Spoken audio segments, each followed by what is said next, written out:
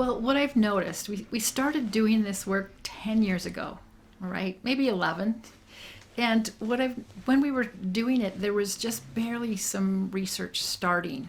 The McKinsey research was starting then. And it was, nothing was happening, and we were making it up as we went. And we didn't really know what we were doing. You were the pioneer. But we knew that something had to be different for women because, here was this challenge for women to enter the workforce, to be professionals, to have it all. But we got stuck. But now there's so much about here's what you should do out there, how to do this, how to do that. And we're still stuck because we don't know what to do. It's kind of like going into the candy store and saying, well, look at all these choices. I have too many choices and I can't decide because I'm still stuck. And this is where we see women today, is that we're stuck in our own fears. We're stuck in our own confusion about the choices, the what if this, if A, then B. And the world continues. So we're trying to find a way to fit in and plug in, and it still isn't easy. We have too many decisions to make.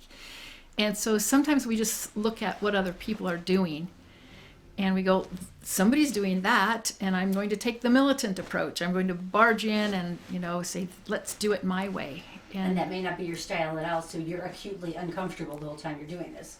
Yes, and the environment might not be ready for that, and so you're rejected. And so you're like, well, why did I try? So it's going to take a while to lay the path.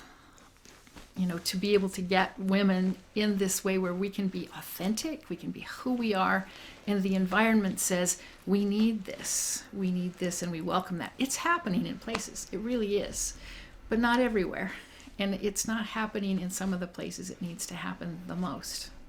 So you talked a lot about starting with yourself first. So how do you find that path for yourself? Which direction is going to work for you?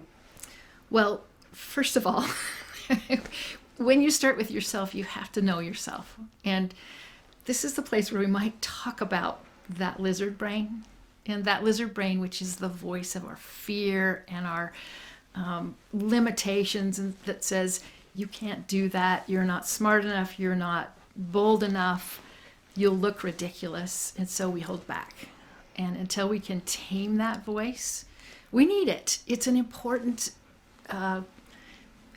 signal for us, right? It keeps us safe from stepping off cliffs, all right? We don't want to do that.